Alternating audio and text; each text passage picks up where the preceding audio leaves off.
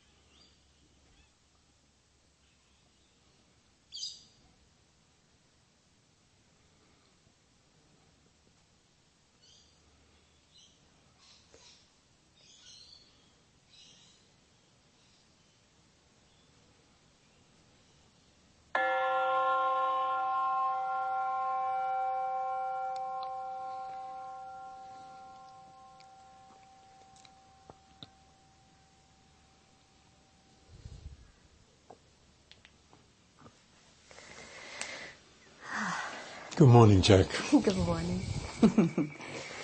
So, I'll just gather myself. The question that's been coming up this past week, a lot in my personal life and also teaching, has been around, let's call it, it's not a phrase I love to use, but the spiritual path. And how, I want to get your thoughts on the difference between being centered in self and connected to self with like a big S, and then becoming self-obsessed, like the narcissism that tends to happen with spirituality. Because I find it so interesting that there's something inside of some of us that pulls us towards ultimately wanting self-realization. But the path itself, even understanding and how to move towards that, seems to be dissipating in today's age. So it's more of a, like, how do we just alleviate the suffering a little bit? It seems to be the status quo, as opposed to the deepening of that process, and then all the little like hurdles and pitfalls and so forth on that path seem to be growing. But I think also social media is not helping. But in this, this it feels like a crunchy time for spirituality, and I want to get your thoughts on that. Great, okay. Let me just start just with this reminder about our talks, that truth itself has never been able to have been actually expressed by anyone. Truth is not within the realm of language and concepts. So from the Buddha and onwards, and all of the enlightened people that have come before, they've done their best to provide pointers or signposts that would orientate the seeker, the spiritual seeker, in a direction that might prove fruitful for him or her. So I think it's important to realize that a concept is something in its initial stage that's very useful, because it can open up an understanding and a grounding in that understanding that wouldn't have necessarily been there without it. Osho used to say that without the concepts that the mystics had brought, we'd all still be scrabbling around in the mud, that it was actually the concepts brought to humanity through mysticism that allowed it to perceive itself in a way and orient itself in a way towards some higher achievement, some higher goal. And Ramana Maharshi had a great analogy with concepts. He said, a concept is like a thorn that you pluck from the thorn bush to remove a thorn that's embedded in your leg. So you use that thorn that you've plucked to take out the one that's giving you difficulty, that's giving you pain. And once you've removed that, you don't hang on to the thorn that has helped you remove the original thorn. You throw it away. And that's exactly how the best way to be with concepts is to use them as an orientation, as a signposting, as a pointer towards an area of yourself or an area of your life that could reveal deeper insight for you, but not to let them turn into a prison where you find yourself repeating them and they've started to become part of a fixed identity that then is restricting rather than expansive. So it's just something to keep in mind whenever we talk, whenever we use language. Language can only go so far. It's incredibly useful until it's not. And it's just something to bear in mind. So coming back to your question, essentially you're asking about the relationship between the big self, the self with a capital S, and the small self. And so maybe to go into that a little bit would make things clearer. The big self, the self with the capital S, is your truth, is the one truth of all of us. And it also is where we come from. It's our home. It's where everything emerged from. It can also be referred to as consciousness or the source. It basically is the magnetic pull inside of each human being to come back towards where it emerged from, to come back to its originality, to its home. But the small self, the self with a small s, is a reflection of that big self. It is part of that self, of that consciousness, because nothing in this manifestation is apart from that. All that is here in this place is essentially one thing, is consciousness.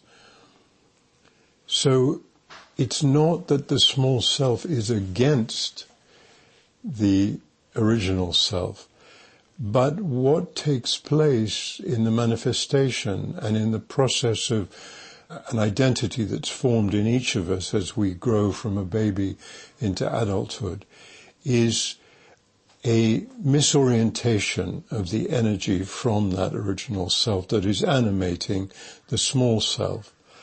And the small self makes the mistake of thinking that it is an independent entity, that essentially it starts to turn its gaze outward and get involved with the outer aspects of where we find ourselves in achievement, career, success, love, all of the things that we plunge ourselves into. And of course that we have to plunge ourselves into and that we learn from. But there may come a point in an individual's life where that orientation towards the outer starts to become painful. And that pain is essentially caused by consistently finding that what we have projected our search onto never quite satisfies. So we may think that to get a lot of money might solve some difficulty that we have in our lives, and we may be successful in trying to achieve that. But inevitably at some point the realization will come, if you're lucky, that that doesn't do it. It's not fixing the problem, that original problem of pain, of discomfort, of unsettledness that is simply caused by that separation from our origins. It's the separation, it's the outward gaze of the small self that starts to create that tension, that pain. And its signals are always there in us. Some people would call that intuition. The Indians have a word for it, Sadguru, the guru, the inner guide that each of us have, that want to orientate our attention back towards where we came from, so that we no longer have to suffer the sense of separation, the inevitable separation that comes as we look outward from our small self and our separate identity, and all the difficulty and pain that that outward search will inevitably give us. So, if it's the destiny of an individual to become interested in the process of returning back to her origins, then these signals from inside will build and build, and they'll become something that can't be ignored or avoided. And if you try and avoid them and ignore them, then you just simply end up creating more trouble in your individual daily life that can eventually even get so severe that it ends in sickness and ill health. So the small self isn't against the larger self. it is a reflection of it, but it just makes a misidentification. It starts to believe in its own separate identity, in its own separate individual doership. And in that belief, it unavoidably loses connection with its essential home, its essential origin. And that's what living a life is about. We find ourselves in this place, identified with a separate body-mind, and that is all as it has to be, as it should be. And that identification in each human being will lead to a life of seeking. And the actual target of any particular search will depend on the destiny of that individual body-mind. In some individual body-minds, there will be a destiny that orientates themselves back to an interest in their origins, in where they come from. And in philosophical terms, there are three questions that essentially come up. That one is, who am I? Where did I come from? And where am I going to? Those are the essential questions of a spiritual search. A spiritual search is simply an undeniable sense that there is something larger than yourself that you've become separated from, and that separation has started to cause you difficulty and pain. And in each human life, that essential urge to return to a place of integration, a place of truth, will be the common denominator in everyone's motivation as they live and learn from their lives.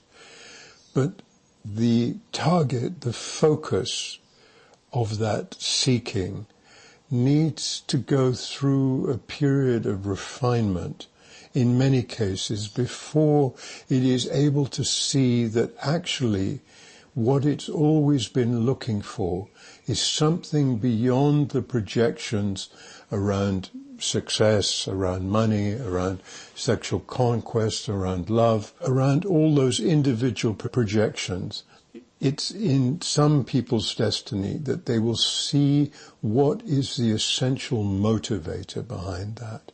And that is true in every human being's case, but not the destiny of each human being to be able to see that clearly. And there really is only one way to experience a state of happiness, of peace in this life that is lasting, and that is to reorientate that small self from the outside back towards its source, its origins, where it came from, where it emerged from.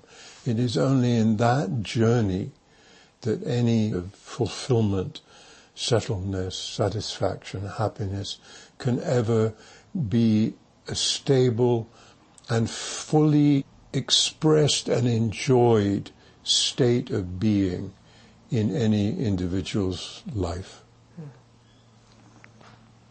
I think when you said the word pain there as well, something that came up. So I think for the first 10 years of learning Eastern traditions, I was really fed this idea of like satori, like spontaneous enlightenment.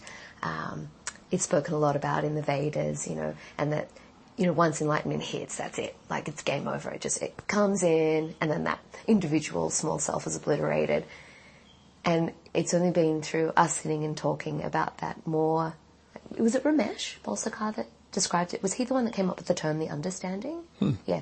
So that sort of like, let's say expansion, that opening to, the facing towards, that realized truth. That also I find that what's not often spoken about is the pain of when you feel like the landing has happened, that expansion, and things are clear, and then they contract back again. So there's that. I know a lot of students, when we did the retreat, were saying like there's that, oh my God, all of a sudden everything makes sense, and then we go back out into daily life, and it's like that horrible feeling of, oh no, have I lost it? which gives a lot of language around, like, was it to be found in the first place? But there's this idea of, like, I landed something and now it's gone. And the pain that comes with that, I think, is enormous, or has been for me. If we have a look at, so each of us has a destiny, and whether we land that self-realization or not is not actually up to us, even though we're fed the methodology that you have to do it. It's such a contradiction and a paradox for me of, like, I think we mentioned last week when Nisargadatta was asked, out of all of your pupils and students and disciples, has anyone reached this state? And he said maybe one. And I know I find that I get really shaky inside where I'm like, wait, hang on. There were so many of his students that were so dedicated. And then I guess what I'm trying to say is what are your thoughts on dealing with the pain and the confusion of not being able to achieve this thing or as our individual self, but the yearning and the longing still being there? Like, can you see that it's a paradox? Yeah. Yeah, I mean, the most extreme phase of that in a spiritual journey is often referred to as the dark night of the soul. It's only in very rare cases, Ramana Maharshi being one of the most famous ones, that a spiritual journey doesn't involve difficulty and struggle and pain. There's a lot of habit and misunderstanding that is gathered layers on top of our originality over the years that we've been alive. And it's unrealistic to think that those will just easily disappear in most cases. So there is a process involved. And the paradox of that process is that it's only a process from one particular perspective. And that is the perspective of a separate individual. Once that separation dissolves, as we all know, many of us will know the experience of oneness when we look at a beautiful sunset, or we have a beautiful lovemaking with our partner, or we're a sportsman and we're in the zone. Those moments where that separation disappears and we feel, without thinking about it, one and complete, and everything is just as it should be. That's that state of oneness, that state of originality that the search is aimed towards. But as you said, it's not in our control. And that can be very painful, confusing for people, because all of the teachings that have been handed down over the years within the world of spirituality offer pointers, devices, techniques to try and help the seeker achieve this mystical, magical space of enlightenment or understanding. And they really are, in the end, only a device. And those devices are essentially set up to allow the seeker to try his or her best to achieve what it is he or she thinks she's looking for, and then to come to the realization that only can happen within an individual, that achievement is not within his or her hands, that it has never been something that can be willed, that can be conquered, that can be achieved in that way. And so the journey of spirituality always involves, at some point, let go and surrender. It's inevitable that place will be the final space needed in order for that reintegration to happen, because the journey of a spiritual seeker is a journey back towards emptiness.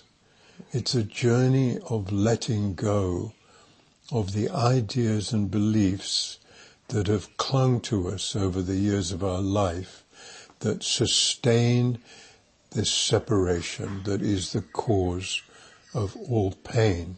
It is that separate identity that is the root of all human suffering.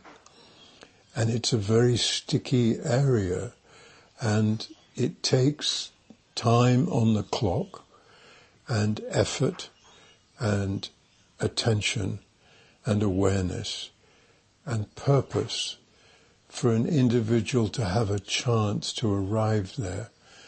And all of that effort is essentially paradoxical because it's again aimed at one thing, and that is coming to the realization that you cannot do it, that you cannot will it. And when you see that for the first time, it can be an incredibly painful recognition, an incredibly painful insight that after all these years of struggling and trying and doing my best through my practice, through my meditation, through whatever I've been involved with, to try and attain this state that I want, that I've heard so much about, that I understand will settle everything in my life, to recognize that you can never do that is extremely painful.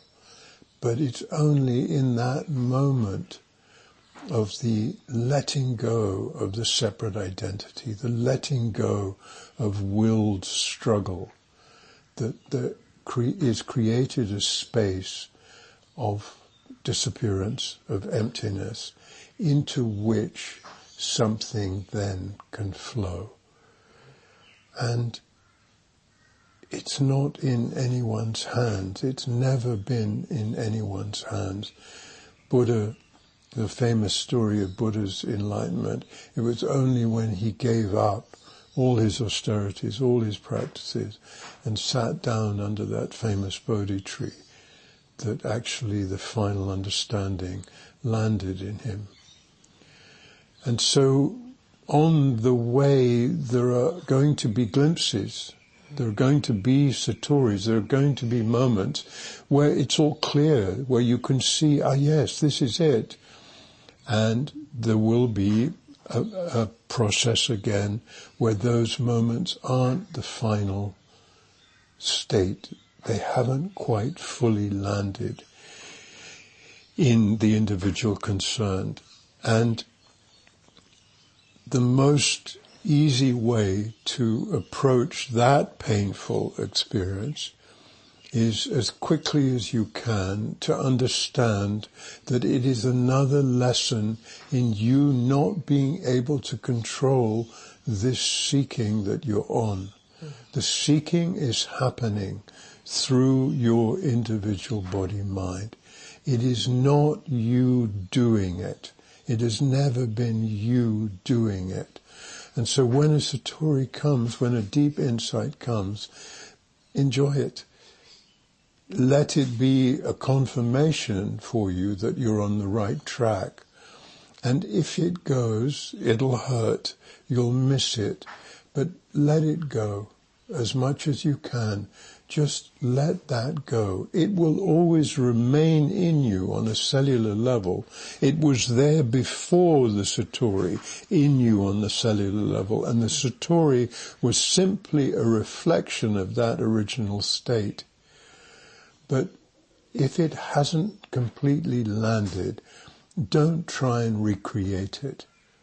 Just as Buddha said, chariveti, chariveti, keep going, keep going. Let it go and come back to yourself, come back to now, come back to this present moment. It's in this present moment that everything is always sorted. It is the only reality that there is. The past has gone, the future hasn't happened. The only place where all life takes place is now. So to cling on to satori once it's gone, once the experience of it has gone from your body-mind, is just to cling on to a past that is no longer real.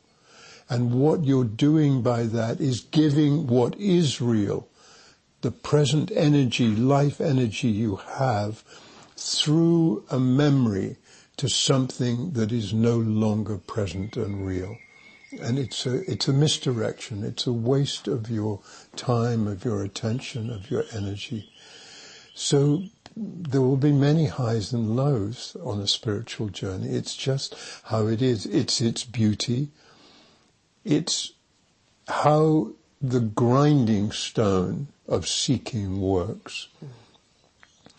That in most of us, there is a needed friction that has to be created inside of us that grinds down the remnants of the beliefs and the ideas that support this separate identity that is the cause of our suffering. So don't be in a rush. Enjoy the way. Enjoy wherever you are. Wherever you are now. Wherever you are actually enlightened. The truth of it is, you were never not. And it's only a series of beliefs and conditioning and ideas that have misdirected each individual away from that source, but that has never actually changed the reality of the situation, which is we are all consciousness. We have never been anything else. We cannot be anything else ever. There are ideas, there are beliefs, there's conditioning. On top of that, essential reality that has come and misdirected our awareness and our attention over our life. The journey of a spiritual seeker is to redirect that attention back to before, back to where we came from. And the various techniques that people use to do that, all of them essentially are about returning to now. Only now can anything ever make sense. I remember it was years ago, and I wasn't super aware that I was doing this, but coveting those mystical highs, almost like little playing cards, that I was like collecting. And I must have been sharing one with you, something that happened, and you were like, yeah, don't get too involved in that. It's a bit of a detour. And I spent so much time reflecting on it because I was also part of a spiritual community where coveting those experiences was kind of like, the karate belt, like the different colored belt system of like being able to describe where everybody was at.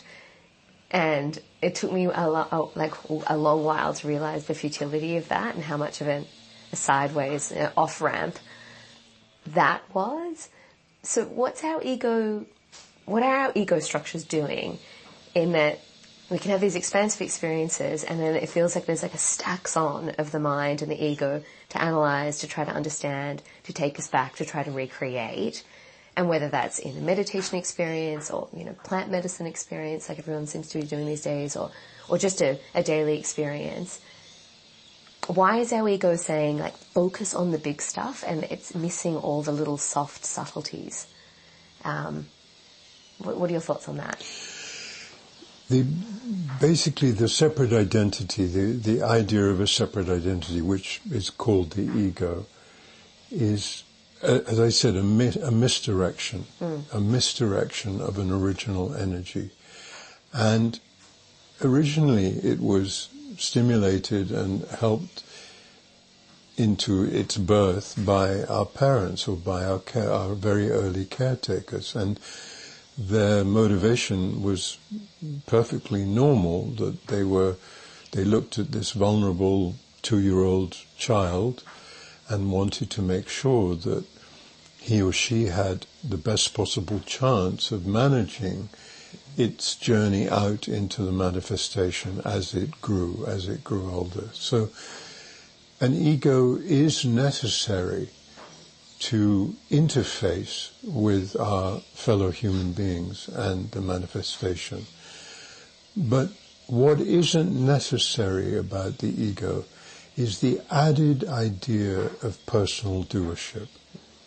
So a simple ego, an ego of a sage, for instance, Ramana Maharshi used to speak about the ego of a sage as the remnants of a burnt rope.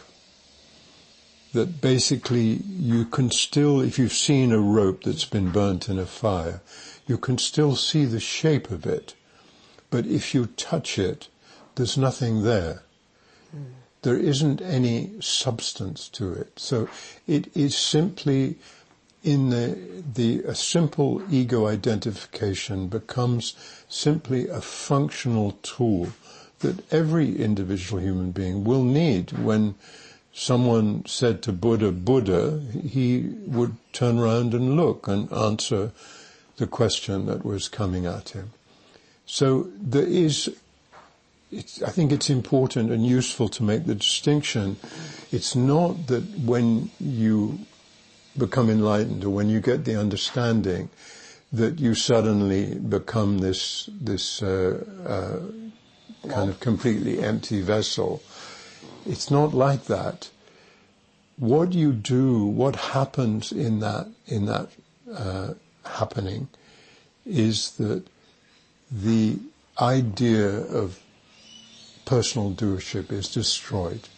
You understand finally that you're not actually doing anything, that you are simply a vehicle for energies to have events happen through your individual body-mind exactly as they're supposed to happen according to your individual destiny and the cosmic law, the understanding, the source.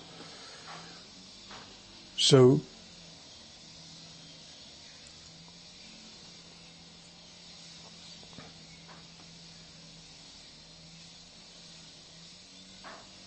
I lost track.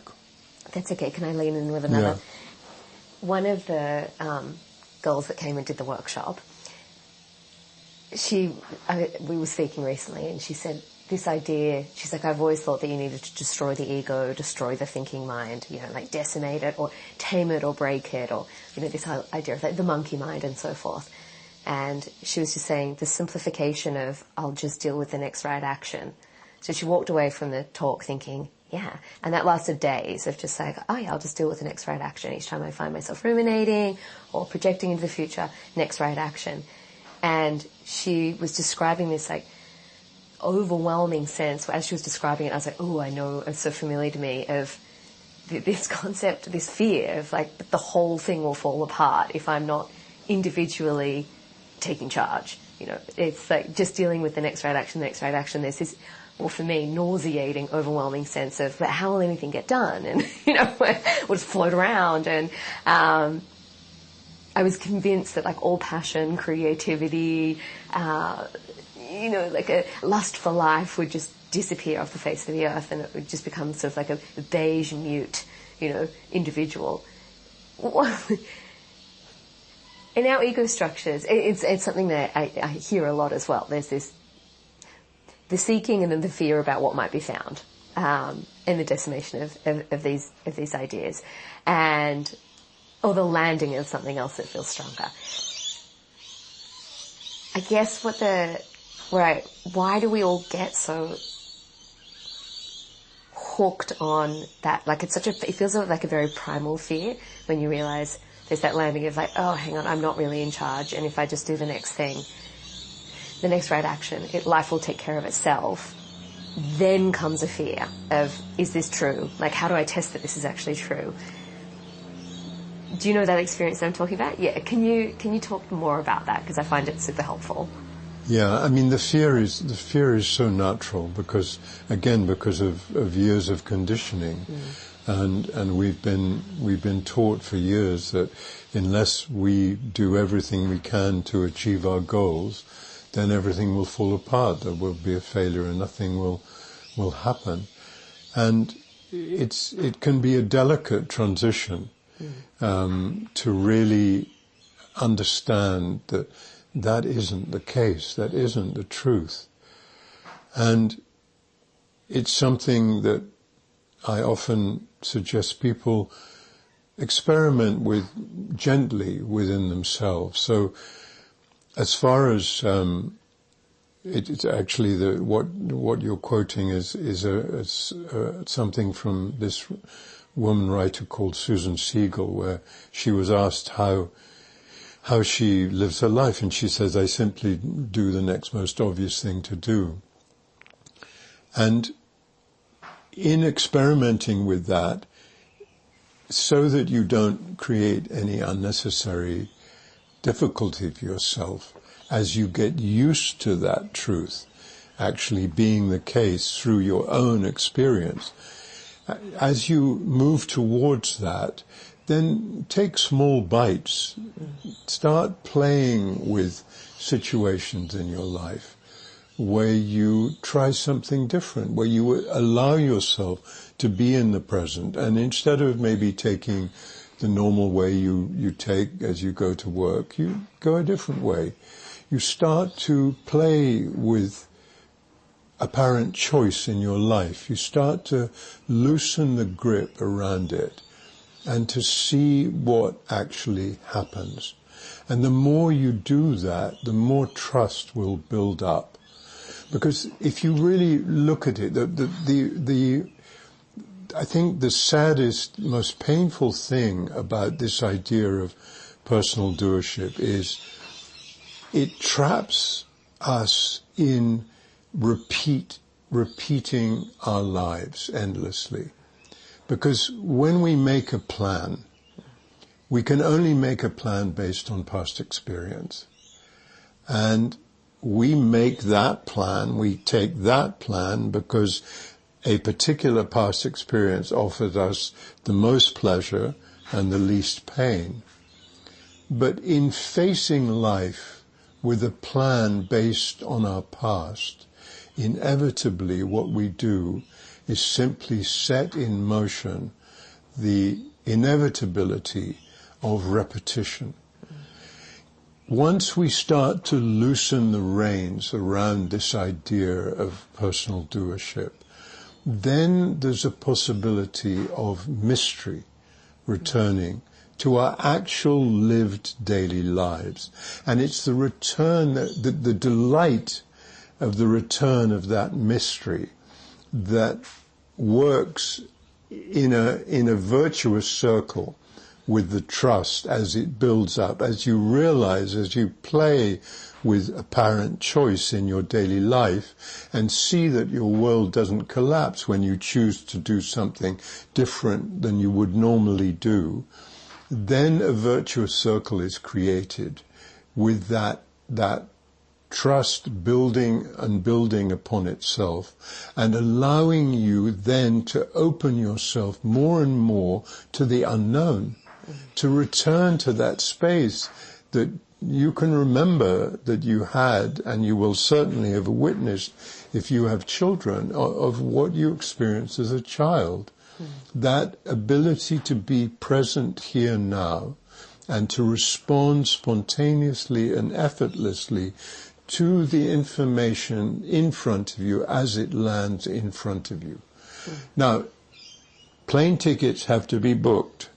There are certain aspects of daily life that need organization and planning. But that doesn't mean to say they have to be planned in a way that is habitual and neurotic. You can take a much easier approach.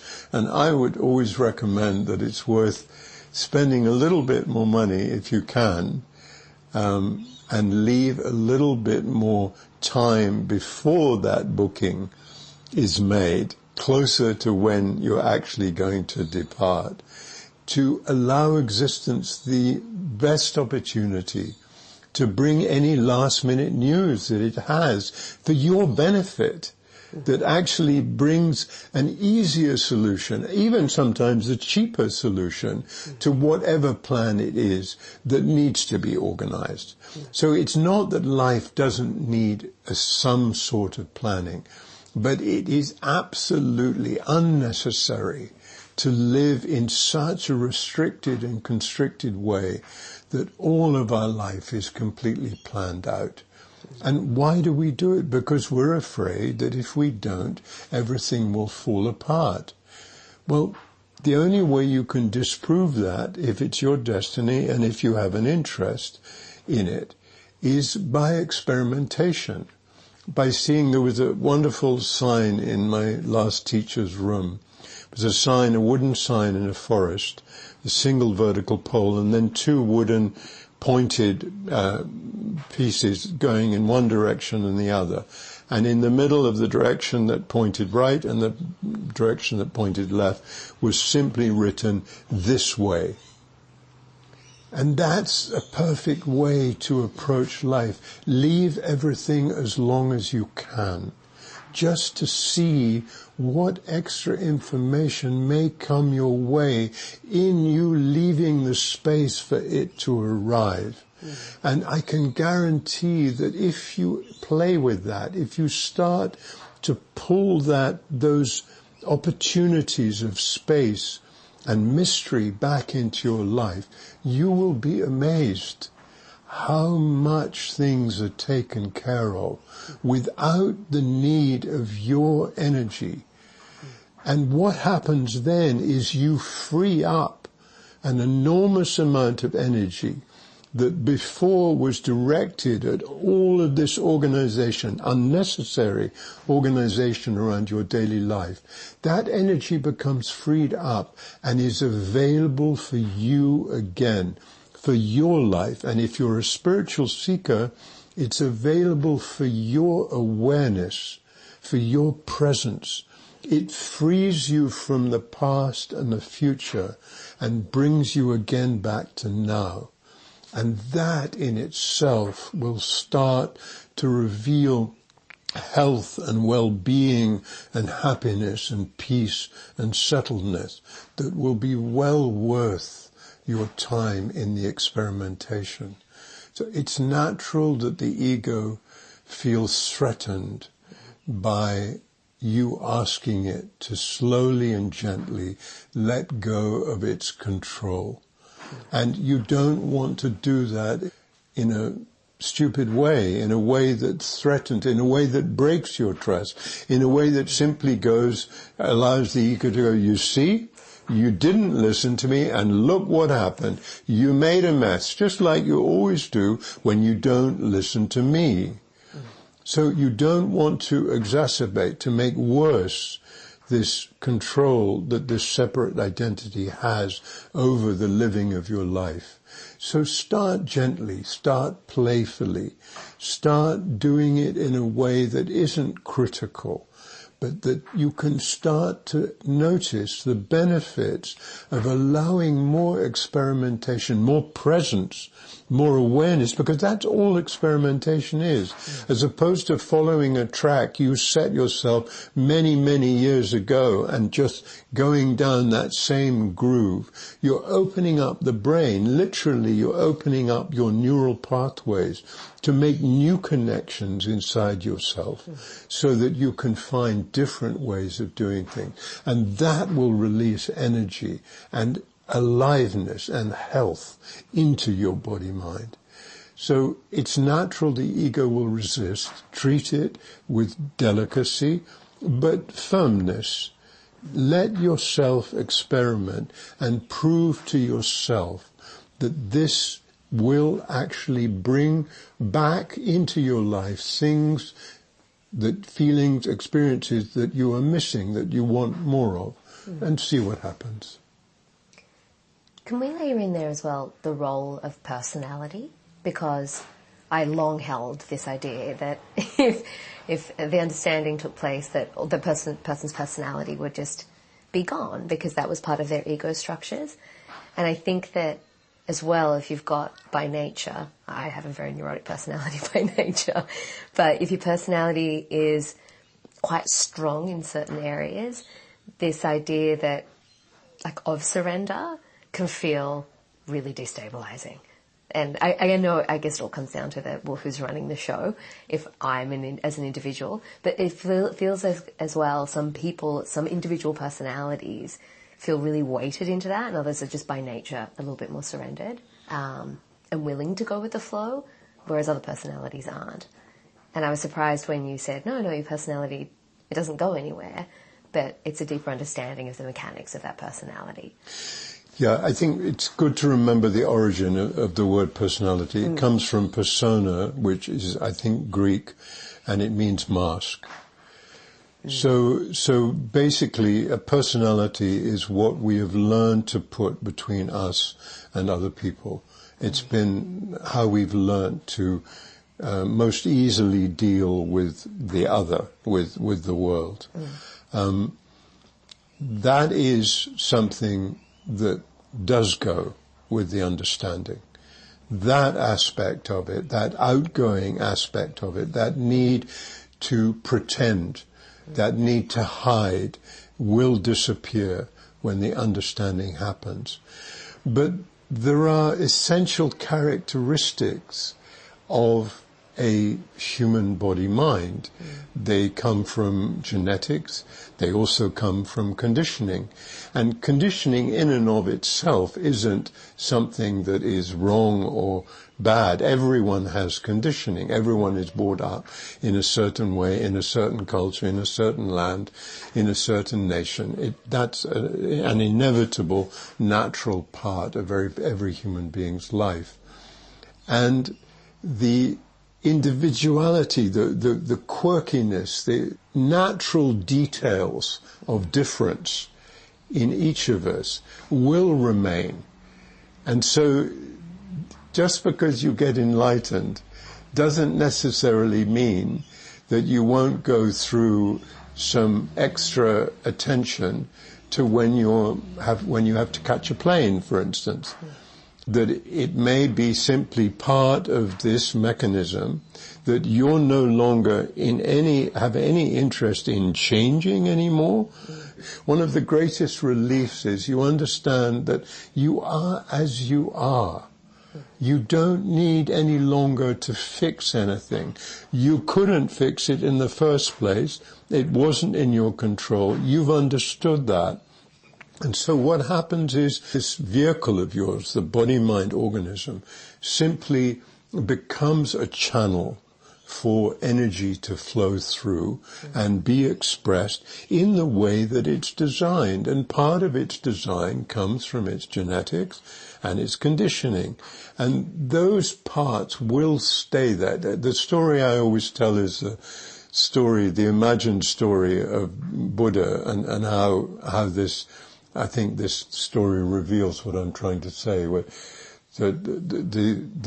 There is a very famous Zen tract where it starts with, "The man of Zen is a man who has no preferences." And my last teacher, Ramesh, always used to object to that and said, "Look, it's not quite right. Actually, a man of Zen is a man who doesn't pursue preference."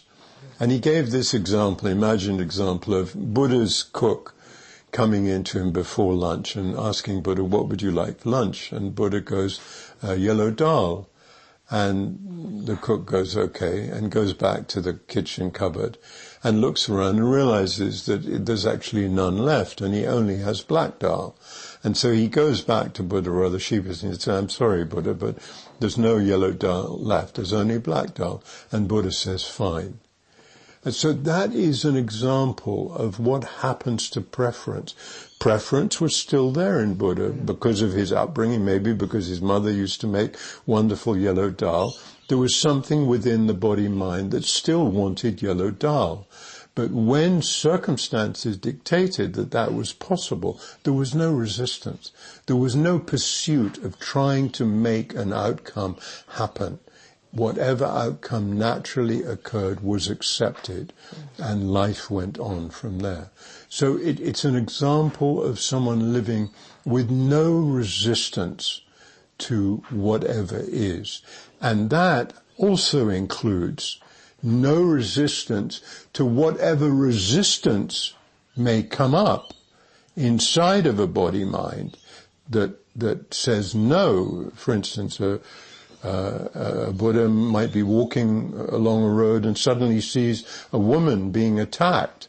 And it's not that that Buddha goes, oh, that's fine, I'm not going to pursue anything with that. That Buddha may run over and beat the attacker and allow the woman to escape. So it's not, this understanding doesn't leave you in a sense of kind of bland acceptance. It leaves you hyper aware, super alert to whatever is. And you will then respond or find yourself, watch yourself responding to whatever is in the way that your body-mind is designed to respond. And you will find acceptance and peace and love in watching that take place inside of you.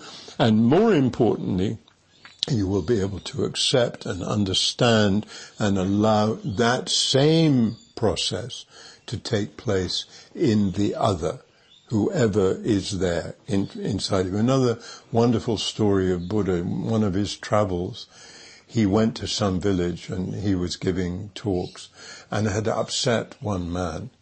And this man came to him in a crowd and spat in his face. And Buddha just wiped away the spit and didn't react at all and just went on. And a day later or some time later, this same man realized what he'd done and was filled with regret and sorrow and went back to Buddha and threw himself at his feet and said to Buddha, Buddha, I'm sorry, I understand, I apologize, it's unforgivable what I did. And Buddha looked at him and said, just as I didn't take and accept your spit, I also am not taking and accepting your apology. Both simply happened. And that allowing that has taken place inside of my own understanding is also an allowing to whatever takes place outside of me, without the need any longer for any misplaced reactivity or emotional disturbance. I think that's where that fear, or when I hear a story like that, I can always hear my mind going, but what about integrity? And what about, boundary setting, or how do we hold ourselves in a way that, so that the compassion can be there for self and for others, but also, hang on, let me put words to this.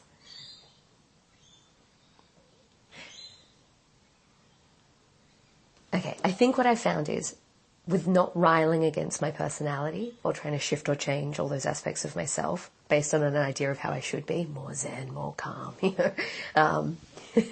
all those ideas about, my outdated ideas around what it means to be a spiritual person, and then the flow of energy, like the extra energy without the narrative and the shame and the guilt and the beating oneself up, grows, as you were describing. And next to that is also that surrendered state. The narratives and the stories I've always been told is that, exactly as you described with Buddha, someone would spit on you, you wouldn't even react, but also that sometimes you would react, like you said in the first story. It's hard to take often all of those things in together. They seem contradictory, but they're the same thing. I think I see it a lot, and you see it a lot in yoga studios, the namaste, I've got to be calm and have equanimity and nothing will ever bother me.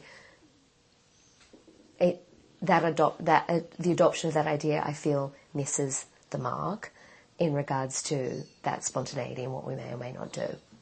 Have you got anything to add to that? Yeah, I mean, basically, no copying ever worked on a spiritual journey. You are your own separate individual, not separate ultimately, but you are, let's say, you are your own unique individual. And your understanding will be your unique understanding, and it will reflect, in terms of its expression and its operation, the way your body-mind is constructed, what is contained in your genetic and conditioned makeup in your body-mind. And in Buddha's case, this was his response. That doesn't mean to say that there weren't other stories, maybe not recorded, where he responded in a different way. And that's also very important to remember, is that a Buddha doesn't have a rote response system any longer. A Buddha responds always spontaneously to whatever is in front of him. So this is one story told about Buddha, maybe a story recorded by his disciples that wanted to show what they wanted to show about Buddha's understanding and enlightenment. We don't know, it's 2,500 years ago. But for sure, there would have been different situations where Buddha would have responded in a different way. And so yes, these ideas of what spirituality looks like, what behavior looks like from an understanding perspective, from an enlightened perspective, they can all be completely misleading and very difficult to stomach if you see someone copying them, if you see someone simply taking them on as another persona, another mask, another part of the way they interface with the world. And, you know, the more sophisticated, let's use a different word, the more, actually I think it's a lot to do with wealth. The more wealthy a society is, the more people have time to refine and make more and more complex their personas, their personalities. And of course, each refinement, each complexity makes it that much harder for that personality to disappear, which eventually it has to if you want to find peace and love in your daily life, you know. So the spiritual journey is not about creating carbon copies of Buddha or Lao Tzu or Jesus. It's about finding your truth, and you come perfectly equipped with all that you need inside of you for that to take place if it's your destiny. You will have inspiration and input that comes to you from different sources during your life in infinite different ways. But essentially, you will have your own unique individual experience of understanding. And that will be yours and yours alone. It won't be better or bigger or worse or less strong than anyone else's. It will be yours. So a spiritual journey is not about producing carbon copies of something that went before. It's about producing individuals in its truest sense. An individual in its truest sense is a phenomenon that is empty and that whose expression is always essentially impersonal love. Again, that doesn't mean to say that that person is only that, but that the fundamental core, the fundamental reality of that understanding is that. And how that expresses moment to moment will depend on context and that individual.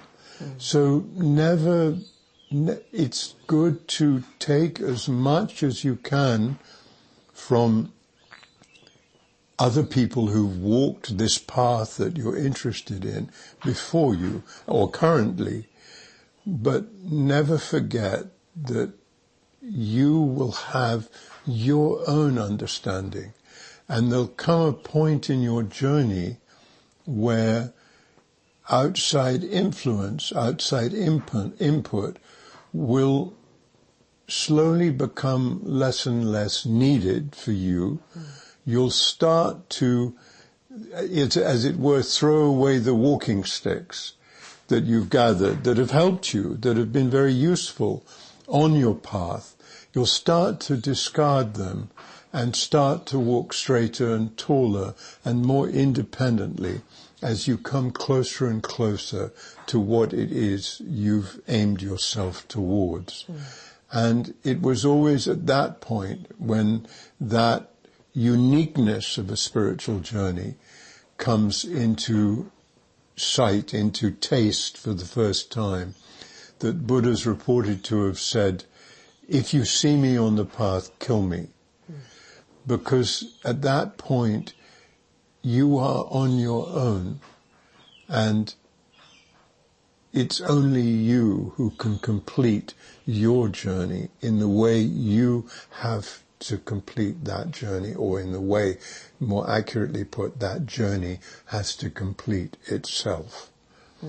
And of course the ego could easily get into that comment of Buddha and go, well, Buddha said, if you see me on the path, kill me, so I'm just going to go on my own thing. And that's okay. If it's your destiny to go there, you'll quickly see whether or not that is really true for you. If you're honest, if you're honest and aware with yourself, you'll see quickly when you've unfortunately allowed another egoic movement to happen inside of you, this time wrapped around spirituality, whereas before it might have been wrapped around money or business success or whatever your particular journey is, you know. So it's something that you will know inside of yourself, and it won't be anything that will be reactive.